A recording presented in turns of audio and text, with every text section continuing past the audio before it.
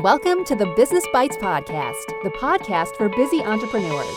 Whether you're an online entrepreneur or seeking after brick and mortar success, this podcast brings you quick bites of content so you can learn and grow anywhere you are. Now here's your host, Rachel Brainke. Hey guys, Rachel Brainke with the Business Bites Podcast. This is episode 101. As always, you can find all show notes and everything at rachelbrainke.com, specifically /EPI 101. This is kind of the two-parter that we mentioned back in episode 99. I'm joined again today by Christina Blanarovich, who is my brand photographer. And today's episode, we're going to be speaking specifically to photographers. We really, both of us, as you're going to see, get really excited about the topic of offering brand photography, and that's what this episode is all about. What it is, what it's not, and how to offer it and how to execute it to your clients. If you guys did not hear the other episode, make sure you pause and go listen over there. But as a reminder, Christina is a film and digital commercial photographer in the NYC area. She is fantastic at storytelling through her photography. She was a wedding and portrait photographer for nearly 10 years and has now transitioned to commercial photography. She also offers coaching/consulting on transitioning from wedding and portraits into commercial photography, which, as you guys are going to hear about in a few minutes, commercial is more than headshots and definitely is a good area that either to transition to or to add on as an asset in your photography business. So welcome back, Christina. Thanks for having me again. Although you didn't really go anywhere. She's in person, and we recorded 99 right before this. So it's fresh in our minds, and we'll probably refer to it some. And I actually really enjoy having someone across the table for me as opposed through a computer. It's definitely more of a personal conversation. I like it. And it's funny as I can see all like the judgment eyes and everything when she's telling you what your client should do, because then I know that I have not done what I'm supposed to. But so I'm learning with you guys through this. So again, photographers, this is specifically for you, but if you're not a photographer, feel free to listen because I think you'll be able to learn some good insight into brand photography, and make sure you also listen to episode 99. So let's start with what commercial photography is and how it's more than headshots. So anytime I tell people that I am a commercial photographer or I have transitioned into commercial work, I usually get some side eye, especially from creatives, because they're like, oh, yay, so you went from doing really beautiful wedding and portrait work to taking headshots and doing like Amazon product shots on a white background. And that is not the only type of commercial photography. And I think that people really need to understand that there is a huge market and a huge need for creative artists with a vision in the commercial world. So the type of commercial work that I do is I kind of made up my own name for it. I call it editorial or lifestyle commercial photography. And I focus mostly on brand photography and content creation for entrepreneurs, small businesses, large businesses. I do a lot of food photography, but again, it's also very editorial based. And I'll even do product photography for small businesses and entrepreneurs, but more from that wedding flat lay kind of look and creating a story behind it and creating a brand from just the product. And I think what's great about this transition of commercial going from headshots to more of this lifestyle/editorial perspective is that is what we're seeing in social media these days. You know, it's providing authentic connections, and a lot of influencers, educators, and just entrepreneurs in general are needing and seeking out people to be able to provide quality, good brand photography. But oftentimes, it's not so much that they don't know they need it. Many entrepreneurs know they need to have a good, solid visual brand, and it's often the fact that they don't either know how to find it or it's not being offered to them. And, you know, what's interesting, I have always taught within the photography industry that if you are a good, solid wedding and portrait photographer, that's not just enough. But you can also supplement your income with commercial, because you can carry over a lot of the same perspective. You can carry over a lot of the storytelling, the editorial aspect, and also your quality work. And then you also can just mine for clients within the clients that you already have. You can sell the clients that you've already marketed to and brought in. So you can be one that does the complete transition, like Christina was talking about, or you can offer both. I'm a big proponent of offering as long as you can quality do it, which we're going to talk about here in a minute, but offering commercial marketing photography, brand photography to your existing portrait or wedding clients. So let's, I guess, kick off with how do photographers decide to get into it and how do they market it, offer it? What all does that look like? So I think a lot of photographers decide to get into it because they either want some extra income during those slow wedding months, or they are just burnt out and they want to do something different. And the biggest question that I get is, but where do I start? Honestly, just like you said, Rachel, start with the people that you already know. When you are in the wedding industry, you know so many different vendors, and vendors always loved getting photos from me when I was doing weddings, and I built up those relationships. You better believe it, I gave vendors that were great to work with their images to use. So I would go back to them and I would say, hey, instead of just waiting for a wedding, why don't we brand you? Why don't we do something that's more creative and more in line with what you want? And that's how I actually first started. I just started making connections with local businesses, networking, and building that up. So it's not as challenging. It does require a lot of legwork though. And what does the legwork look like? Because I think we want to make it clear that just because you have a camera and you're a quality wedding and portrait, it doesn't necessarily mean that you're automatically going to translate to being a good commercial photographer. Very true. I think it's important for anybody who wants to go into the commercial world to figure out which aspect of it that they want to go into, let's say specifically brand photography and content creation, and start looking at what is offered out there? What is out there right now? What are people looking for? What are people gravitating towards? What are other brand photographers doing or not doing? And how can you fulfill the need in your market? And so what are you looking for though? I mean, because I know for you, you developed a very good editorial aesthetic, and that's what people are drawn to, from corporate down to small businesses. How does someone choose? I mean, obviously you can look at the market and see what's missing, but how do you really choose what type of commercial photography you're going to offer? For me, I just went with what I felt most connected to and most passionate about. I was a storyteller. Part of the things that I love the most about weddings and even portraits is being able to really step back and see what's going on and tell it from my point of view. And I wanted to do that with commercial work. And to be honest, a lot of people told me I was crazy. They were like, in commercial work, this is how it has to be done. Mm-hmm. And usually when somebody tells me this is how something has to be done, it doesn't go over too well with me. So I said, you know what? I don't believe that. I believe that I can do it my way. I can play the game, but I can play it by my own rules. So I went out there and I started thinking, how can I still use my storytelling? How can I still use the documentary eye that I had with weddings and finding those little moments? My clients for weddings always used to say, you find the little in-between moments that we never knew existed and we never want to forget. So I took that and I said, I can do that for brands. I can do that with food. I can do that with products. And I know that sounds crazy, but that's part of telling the story. I am 100% a storyteller for brands.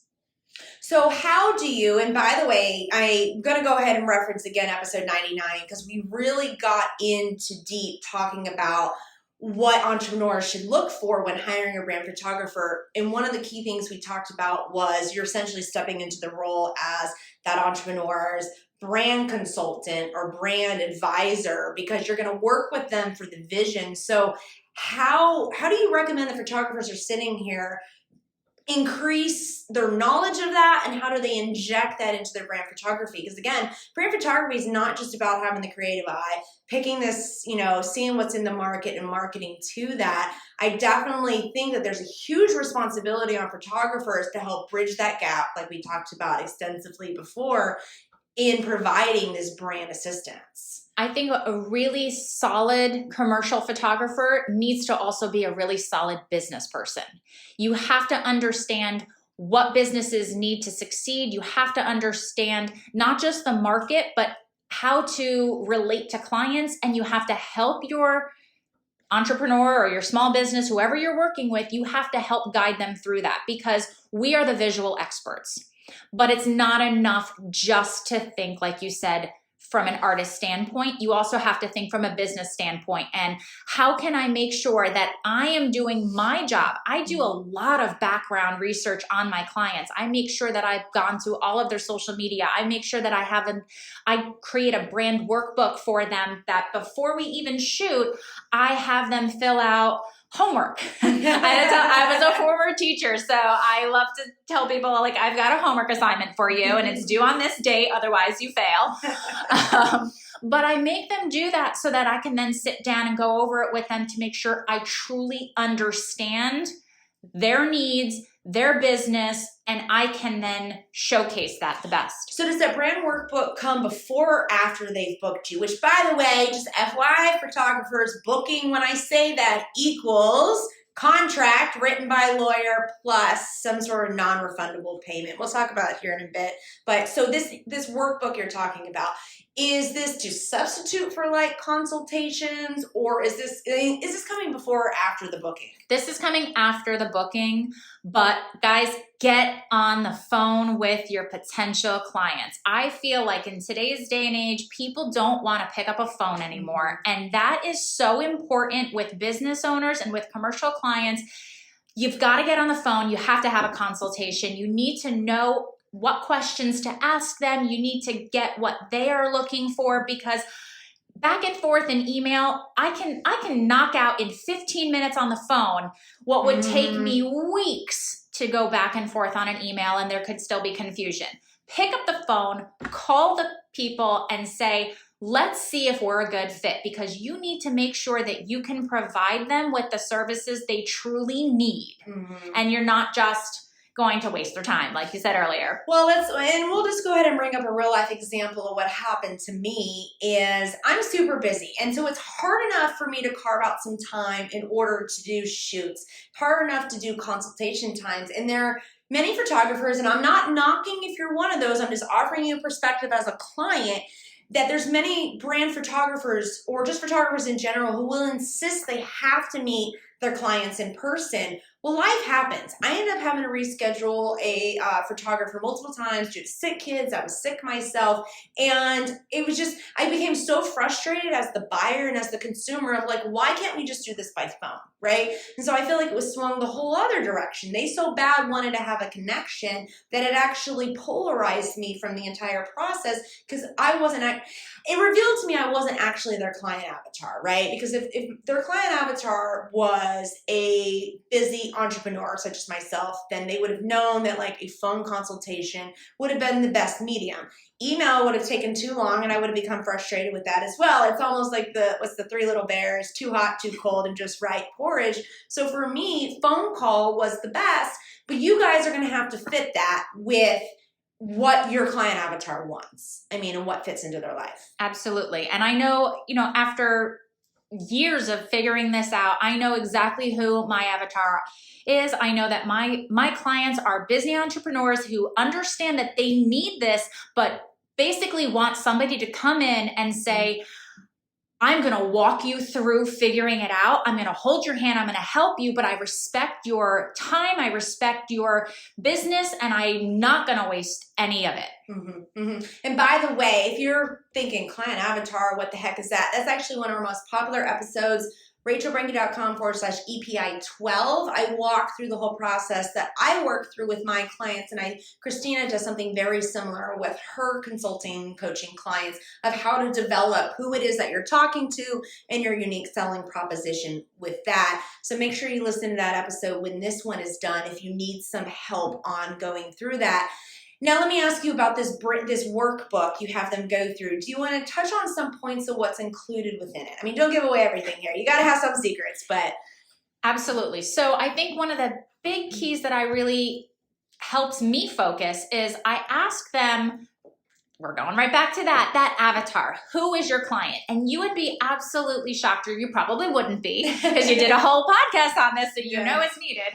You would be shocked about how many people have no idea, or they start telling me, well, my ideal client is, somebody who buys my stuff. Yeah. Okay. That's great. But who is it? What do they do? And it's not just, well, where do they shop? Like I've heard people talk to me, well, you should know exactly where your avatar shops and what they buy, what kind of Starbucks they have. I'm like, yeah, okay.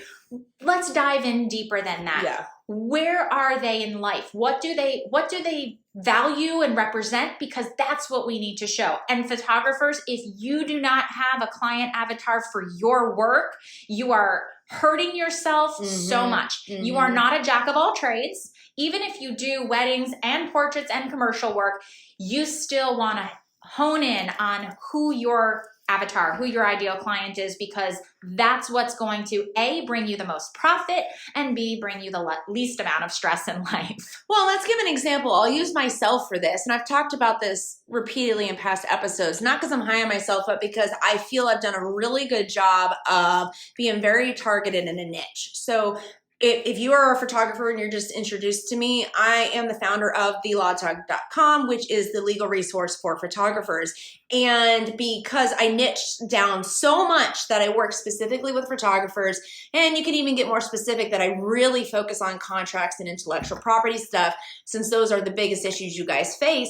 But now, even in non-photography groups, when someone has a contract or IP issue, my name almost always comes up in these major industry groups. And it's because I am not a jack of all trades. There's plenty of lawyers that out there that do also what I'm doing, but they're not known for doing it. And so are their names coming up? Maybe, but probably as an afterthought. Doesn't mean they're not good attorneys. It doesn't mean that they're not also be able to provide these services. But I have now, when you think of X, I'm brought up.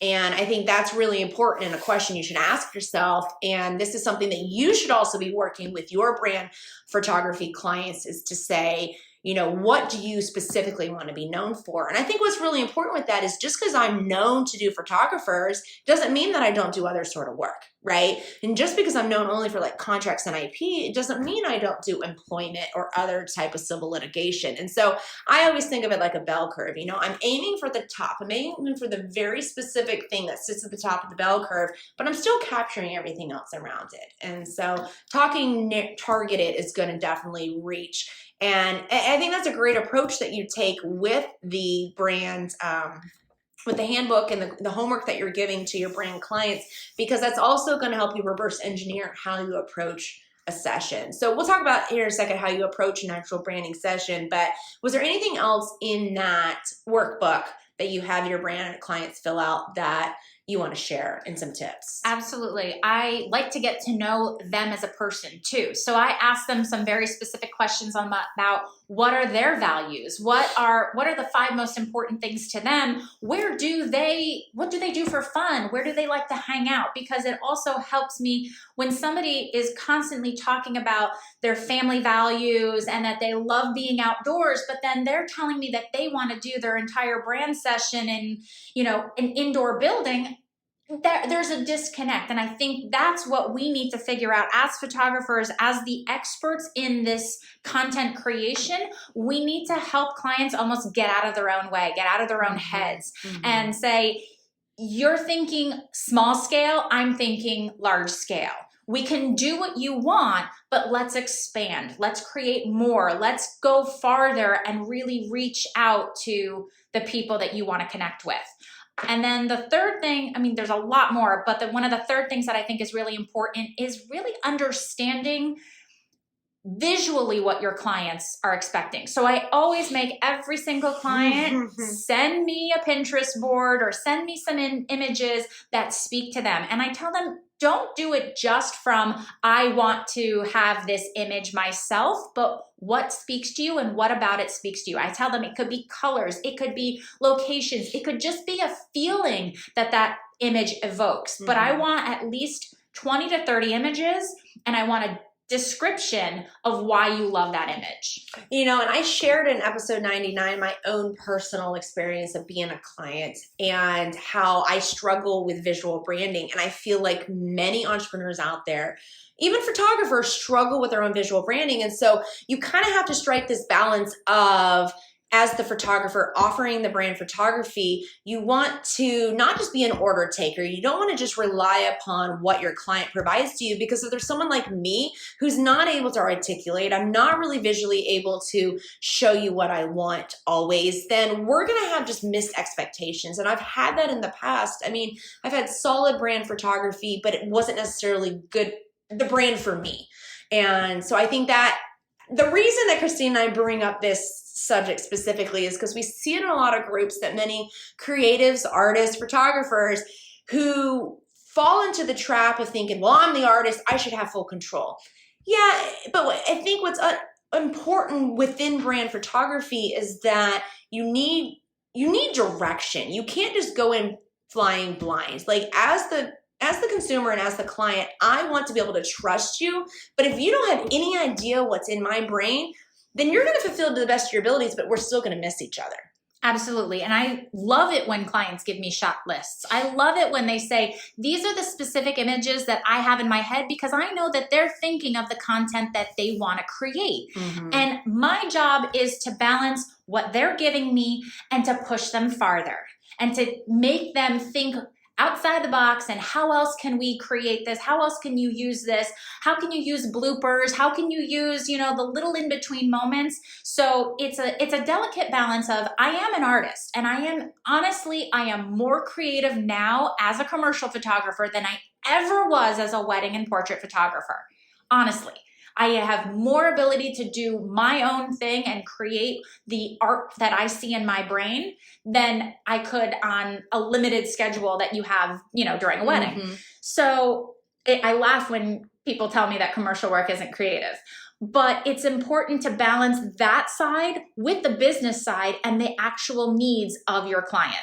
And I think that's a good transition into how do you actually approach a session? Because you're talking about being more creative. And I think a lot of times photographers don't like shot lists because they feel confined and they're not able to be creative. So what is your philosophy? What is your approach? How do you take that shot list and develop more? I mean, I know we talked before the episode, and even during our session today, if you guys, I don't think we mentioned in this episode, but we just finished like 8 hours of my own brand photography session. And Christina did, obviously, all those photos for me. But how do you actually technically, physically execute off of a shot list and add that creativity? So I always kind of have it in my head where I like to work with a shot list. The first thing I do when I sit down with a client before we start is I lay out all the outfits. I want to see the outfits. I want to discuss what they're thinking with each outfit so I get a better idea of, again, what's in their head. I am not in my client's head, but I want to be. So I try to say, okay, here are 10 different outfits, and here's what we're going to do. This is what you're envisioning for this one. This is what you're envisioning for that outfit. And then we start to put together a game plan. And in my head, I'm also taking their visual list and their actual written shot list and saying, all right, here's what we're doing. And I start compartmentalizing. As I'm compartmentalizing, I'm also looking around and I'm adding my own ideas to it. Sometimes I write it down. Sometimes I'm just kind of flowing with it. But I'm also looking and saying, all right, I know that they need X, Y, and Z, but I'm going to give them 1, 2, and 3 as well. It's also important to move. You've got to move around. So this is something that I used to do with weddings and portraits. And when I coached wedding and portrait photographers, I used to tell them, you are your Zoom. Like, you move your feet, find different angles. Every single pose, every single position that you put your client in should have so many different varieties of images that you provide them that they have content for, a year. Let's give an example of that. I mean, we're sitting in my office right now. So what comes to my mind is you would do a full landscape to show the whole elemental setup of my office. That would be one. And without me, the client, moving, you'd come in closer and do like a 3/4 length of me and then a close up or onto my hands. I mean, without me moving, you could easily get 3, 5, 6 shots just from right in front of me. And that's not even counting going to the 90-degree, 180-degree from me. Right. And that's where you have to start getting creative. So you do I always say, start with your standard shots. Start with the obvious and then look for the not obvious. Move around, find the different angles. Pull the hair back so that you're seeing over their shoulder. Shoot through things. I mean, you saw me today. How many times were I shooting through lights, shooting through leaves, shooting, having a car in the picture? How can you layer? Like, that's where your real, creativity and trying to figure out how to do, the most artistic shot comes in. And honestly, get the safe shot first and then move towards the creative. That's what I always do. And some of the tip that we really spoke to the entrepreneurs in episode 99 was talking about more of clothing. And so we're not going to talk much about that here because I want to get more into like tech specs and how to choose short versus long sessions. But if you're thinking in your mind, well, how do I advise my clients on clothing or variety? Even within what we're just talking about here, I could be in one set of clothing and Christina could get 3, 4, 5, 6 shots without necessarily having to shift any side of me. She could also throw at me a jacket to put on and it automatically will change it, because if I am the client looking at having a lot of brand photography, meaning that I'm going to have a lot of content to put on Instagram, Facebook, website over the year, I can use the same environment and I can change it up simply by quick layering of clothing. And that's another important point. As a brand photographer, you need to know when to stop and change. And I think that's hard because we're so used to in the portrait session world where, you just keep shooting because you're not going to have clients changing 5, 6, 7 times in a portrait session. But you have to know, like, all right, I have gotten enough in this outfit. We need to change it up. And that's your job to kind of keep that mental checklist in your head of how many shots you've taken in one area, in one outfit, and change it up for them. And I think that actually also directly impacts the next question that I had for you is, how do you choose your offerings as a brand photographer? I mean, are you looking at a 1-hour session, a 2-hour session, a 6-hour session? And I think some of that's also going to boil into your avatar and what they're looking for, but how does the brand photographer make that decision? And maybe you should share like and you can use me as an example because we shot last year together on a 2-hour session, and then we did we're going on I don't know how many hours right now in a long session, and they were 2 completely different approaches. Absolutely. I think I changed as I, progressed through commercial work, and where I am now is a very different place than where I started. I came from that portrait world and I said, I can do an hour, I can do 2 hours, and that's enough. But what I started to realize was that I was doing such a disservice to my clients by telling them I can do your brand session in an hour or 2. Because all I could do in that hour or 2 is give them maybe 15 to 20 different images, because they're not changing. I'm not changing. I'm not allowing myself time to be creative. I'm getting those standard shots. So in order to really do what I do, which is more, I don't even like to call it brand photography to a point. I like to consider it is more content creation. I am helping you visually create your brand content over the course of however long we're going to be doing this for. And that requires more time. And it's hard for clients to understand that because nobody really wants to be in front of the camera for 8 hours. It's not tiring. It's not comfortable. I get it. I totally understand. I don't like being in front of the camera either, but you have to suck it up and you have to do it because it's important for people to connect with you. So I understand that, and I think it's our job to educate. Just like with everything else, we have to educate our clients on why this is necessary and show them what they're going to get at each different, level. I mean, because honestly, I think about it, and I'm on the other side of it now, because I think going into this, I did a lot more corporate style photography when I was shooting, because I know a lot of lawyers, they want the same old boring stuff. It's not really creative like you do. And so I could whip that out in an hour in the studio. I didn't have to worry about it. So coming into brand photography for myself, it was a learning lesson. And for me, I just had to go through it in order to see that we couldn't get 12 outfits in an hour. You physically could not do it. It would be throwing clothes everywhere. I mean, it'd be like, it would be insane. And I guess what I'm thinking about, mulling over in my head is, can we make a recommendation to the brand photographers listening? Like, I don't think we can make one overarching, you should offer short or you should only offer long. I think you're going to have a variation based on your avatar, based on your own personal circumstances. Because like, for example, I could see value in doing like quarterly short sessions versus one long day. Like for us, we end up doing one long day because we don't live near each other. So it's not like I sourced a photographer in town. And I did find it easier. I only had to do my hair and makeup once, right? And then just change clothes throughout the day. But when brand photographers or photographers getting into brand photography are trying to create their offerings, what would you suggest they start with? The short sessions? Because I feel like the longs would be like jumping into the deep end. Yes and no. I think really what I recommend all of the photographers that coach with me to do is how I approach all of commercial photography. There is no set schedule. There is no set collection that I offer. It is not the wedding world. It is not the portrait world. You really need to get on the phone, figure out what does your client need? How many hours as the expert do you think you're going to need to get them what they need, and go from there. Every single commercial proposal that I send out is unique. There is no set template. And that would be my best advice, because I spent too long making the mistake of, I'm going to do an hour brand session, or I'm going to offer a 2-hour brand session. Oh crap, that doesn't work. I have to offer a 3-hour brand session. Where does it end? You have to figure it out. And I do have clients that I work with every 2-3 months that, yes, I can do 2 hours every 2 or 3 months because we're making small little adjustments to them. And then I have clients like you that once a year, we're seeing each other. So we really want to get as much bang for the buck as possible, because we want to really bulk up the content. So it depends on your client. So, and I think it also depends on not just the client avatar, but it's also what they're wanting, because I'm also thinking, as we're sitting here, you and I are mothers, and so we have a lot of going on with our kids and our spouses, and everyone's got life and obligations.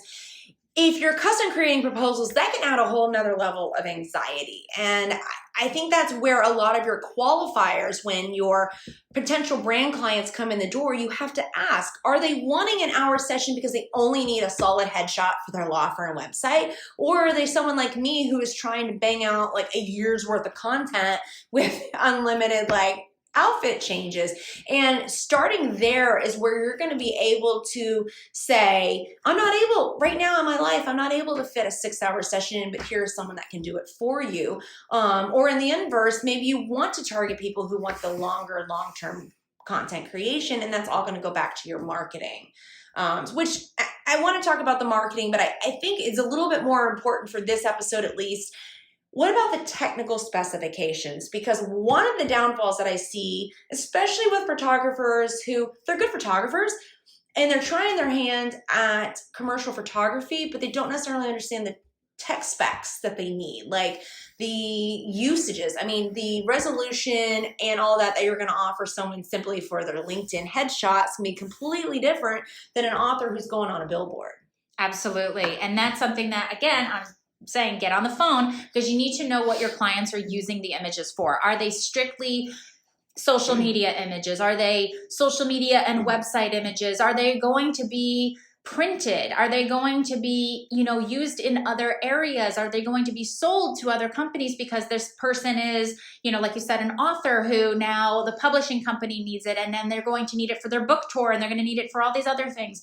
So you really need to know what the images are being used for and charge appropriately. And you also need to understand how you have to shoot for that. I shoot both film and digital, and I would say it's about 50-50. I have some commercial clients who need a high turnover, so a very fast turnover, so they have to be digital, or they have to have super high resolution because of the way the images are going to be used. I have some clients that come to me specifically because they want that film look for their, for their images, because that's what resonates with their brand. So understanding the usage is key to creating a proper proposal. You cannot create a proper proposal and, send an invoice for something that you don't know how these images are being used. And I feel like the only time, well, I won't say only, I don't like to speak in absolutes, but I feel like majority of the time, you can only really create collections when you're the one that's managing what you're going to offer. I mean, if you're someone who's a brand photographer that's like willing to take a variety of clients ranging from just LinkedIn headshot all the way through full content creation, you're going to be custom creating proposals no matter what. But I'm thinking like what I used to do when I was photographing in the studio, I was solely corporate headshots. So I knew that I could offer a collection because I knew I wasn't going to shoot beyond 20 minutes and it was only going to be used for headshots. And that was the marketing that I put out. So I guess what I'm saying is whether you want to be completely custom or be completely in a box collection, but with commercial, it's a lot more negotiations than with portrait sessions or wedding photography sessions, which leads me to talking about commercial licensing and transfer of copyright and all of that. I'm not going to go too extensively in this episode since we've gone fairly long. I will link in the show notes some of our copyright episodes. So again, rachelbranke.com/EPI 101. But I want to ask you, and we've established this in the other episode, that a lot you will sell copyright. That's pretty common in commercial photography, especially for large brands, to ask for a copyright transfer, pay accordingly for that. If you don't transfer the copyright and you're just extending a license of use for the uses that the client wants, what is your opinion when a client goes outside that license? I mean, for example, what if they throw a filter that is awful on one of your photos? What is your opinion on the best approach? Honestly, it's changed over the years. It depends on my client. If I have a relationship with that client, which most of my clients, even the larger scale clients that I work with, I've established such a rapport that, to be honest, they don't do it because they value the art that I've given them. Or I can go back to them and just say, hey, listen. You just call your copyright lawyer me. I have to say that, it hurts as an artist and you're like, oh, why did they do that? But it depends. Do I want them as a repeat client?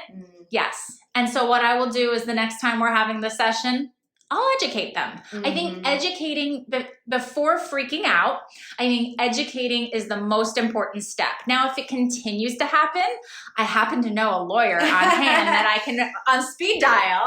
Honestly, this is not a hill worth dying on, I think, majority of the time, right? Of course, we want to have the best product out there because we want referrals and all of that, but sometimes I think that's just not worth the battle taking on, especially when it's a very minor alteration, even though it may be illegal because it's outside the license if you didn't allow for that. But it also depends on what they're doing with it. If they're throwing it up on their social media, that's one thing. If they're using it for a large ad campaign and my name is associated with it, then that's a different story. Because I will say, if my name is associated with that, it needs to be my image the way I provided it.